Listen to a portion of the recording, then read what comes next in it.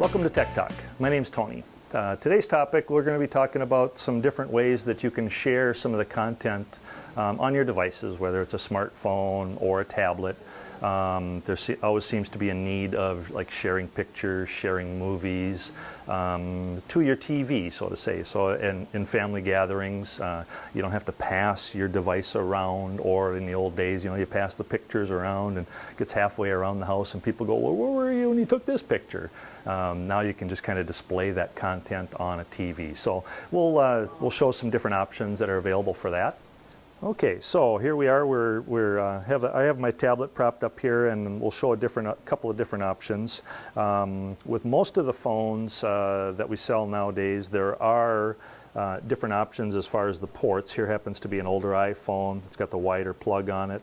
Apple does have a cord that you can plug into here, where you can actually plug in an HDMI cable into the newer TVs to share that content. So you can go to your photos and display your photos up there.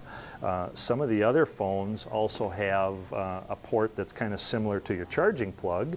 And like here, there's a charging plug on my phone, and this one over here happens to be the little HDMI port that you can get a cord to plug in there, and also once again plug into the HDMI port on your TV.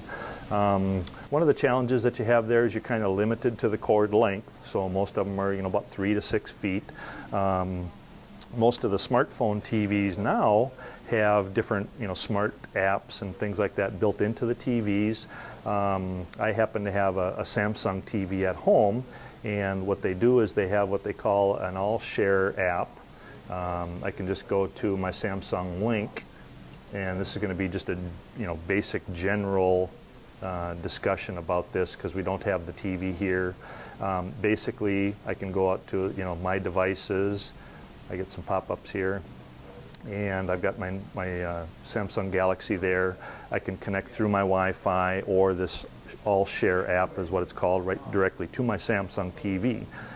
Then all I have to do is I go out, register for an account with my Samsung, and then from there I can just basically get out of this app, go to my pictures, and as I open my pictures, it shares my pictures wirelessly with my flat screen TV. So it makes it a little easier way to display them. I don't have to be sitting 3 feet away from the TV. I can actually sit on the couch with the family and display it that way.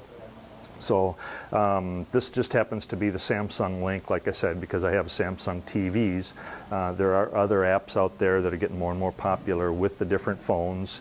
Motorola has their own. Apple has their AirPlay that'll work along with their IPTV.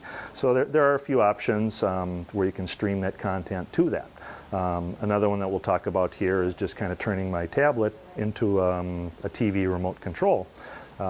Just another way to add some value to these devices that are out there. And like I said, I happen to have a Samsung TV, so I have a Samsung tablet. If I tap on this peel, which happens to be that remote control, I basically set my TV up with my tablet, and now my tablet is a remote control, so I don't have to use the one at home. What's kind of nice is it shows me the time of day, shows me some programming, but as I click on some options up here, I can change that content. So, here I've got my first runs. I can go to comedies. It's going to show me all the comedies that happen to be running at this time of the day. I can go into documentaries, same thing. And to go to that channel, all I have to do is tap on it and bring me right to it. Just like with your TV remote, I can surf through the guide and things like that, but here's a little easier to identify those TV shows because of the pictures. Some other options that I have in here are I can actually go out into my settings and set it up, but I have multiple rooms and multiple devices set up in here. So this one, if you happen to notice, it's my theater room, and it shows all the different devices that I have set up in my theater. I've got my TV, my Motorola DVR, which is my cable box. I've got my Samsung Blu-ray TV, my home theater system all in here.